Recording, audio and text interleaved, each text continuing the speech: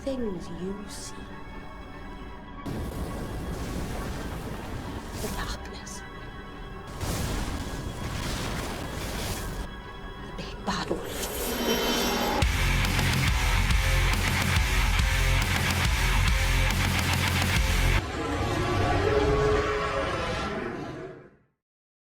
The Lone Wolf Mid-Ogaron. It's the first Zenith monster we're covering here that originates from a Frontier exclusive, and the Volcano has certainly chosen an interesting one to host.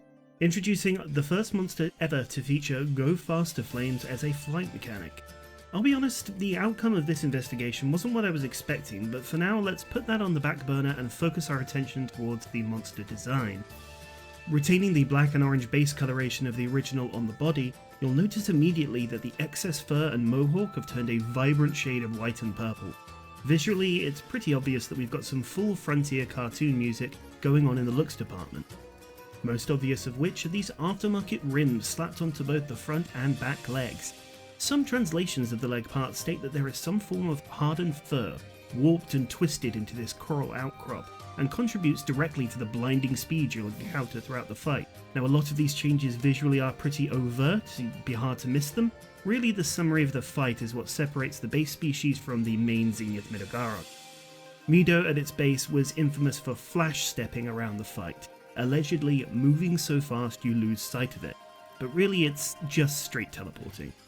This ability to close in on you quickly meant that you couldn't really outdistance a vast majority of attacks, and they would home in on you. So here it's iframe or die.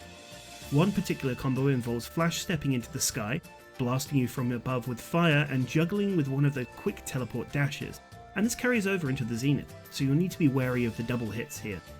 Mido will also catch you by surprise often by beginning a flash step attack in the middle of a combo, that is if he takes too much damage, knocking you out of your rhythm if you're unprepared. The fast movement was really focused on for the Zenith, as you might have guessed, which did mean that certain attacks were completely removed, including this awesome scattering of spikes here. That said, in a lot of these speedy, flashy attacks, it's all movement and studying the winds up or lack of before each step, which can tell you exactly what follow-up is needed. As an example, if you see him charging a ball of fire while stationary, you know the follow-up means he's going to appear right in front of you and explode. As with the previous monsters, Zenith Fireblight is rampant in this fight, and if you want to avoid having your health pool completely tanked, you'd best make sure your elemental resistance is up to snuff. Some final things to cover are the various phases that Mido goes through. It appears as though it's inherited the red power-up raw from the base species, which functions kind of as a rage mode of sorts. Eventually, after this rage mode, he will run out of steam and become a less than harmless tiny puppy. His moveset will devolve into these cute little domestic dog animations, or whatever the hell this is.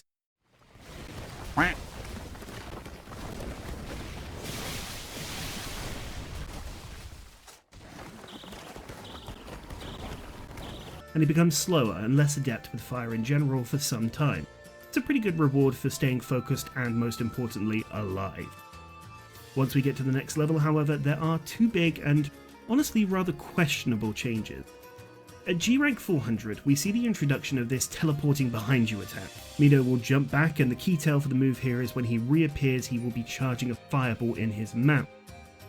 Here you have to stay completely still and turn your back to him. If you move, you run the risk of getting caught in the damage over time flames that will surround you, and you'll need to be prepared for the follow-up fireball that comes from behind. This fireball itself requires a slightly earlier roll, as the hitbox on this thing is a little faster than the visual itself, so bear that in mind. However, the biggest changes are the new flash steps. There's no longer one single step, there's about 1 billion of them now. When Mido begins darting about, once again you just have to stay completely still. It's really all for show, and only a single attack exists at the end of it. All you have to do is wait until he teleports real close and vanishes again. Once he reappears, you roll the explosion that will appear right afterwards, and you're good. Honest to god, first time you see this, you think he's charging up to reverse time and scatter your save file into atoms, but no. It's just one simple fart that could be a backstab. And that's not all. If you manage to close the gap after the explosion and smack him in the mouth before the recovery animation ends, you get rewarded with a short topple. The multiple jumps really are quite common as well, so you'll be seeing a lot of these opportunities throughout each fight from G rank 400 and up. It's a little puzzling they gave you a whole new topple at higher levels, but it's just one thing that's odd about this guy. G rank 600 presents Mid-Ogaron inside the battleground arena, and no particular changes seem to be evident here. I'd say the only noteworthy addition is that the spawn is often quite far, so at the start of the fight when you're closing the gap, you'll have to be wary that his AI will attempt to spike you with a few fireballs. I mean that's it, pretty much no change here aside from stat. Finally, at G-Rank 800 we're blessed with a whole new single attack and wow, is it? Yeah, completely avoidable in every single way. Mido howls to the sky then disappears. This howl is your cue to either weapon sprint or sheath and run in any direction, as a fire tornado will appear directly around you after the Zenith vanishes. The base speed alone from your weapon sprint will be more than enough to outrun it, and after a couple of rotations, Mido comes barreling back in with no hitbox attached to this animation. It is ridiculously easy to avoid. At least Rathlos's tornado sucked you in and tried to damage you, this one barely even tries. A very bizarre monster and some strange choices for the Zenith. It's supposed to be a fearsome species, but compared to all of its brethren, I can't help but feel a little bit lukewarm about this. Anyways, to close out, we're going to be taking a look at what happens when you take away the Zenith part and neuter him a bit. With the legs broken, Mid-Ogaron's moveset pretty much remains the same, although it's much quicker to tire out.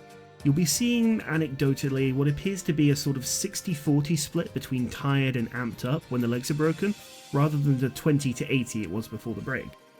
From what I've seen, it completely removes the tornado from the highest tier fight as well, which is, completely inconsequential. Closing out, it's interesting the different experience with Zenith Midogaron here.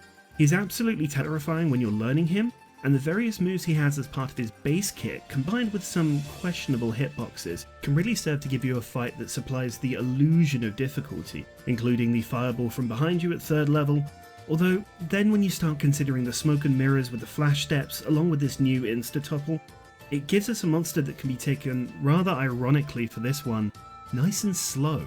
Zenith Midogaron. Very strange choices, very overblown design, but you still gotta take it slightly seriously at the start. Anyways, this concludes the Volcano Report, covering the Zenith monsters of the fearsome lava-filled areas accessible from Mesoporta. Next will be an excursion to the opposite of these areas, as we'll begin the report on the Zeniths dwelling in the Arctic regions. I hope you've enjoyed this first collection. More findings to follow. Cera out.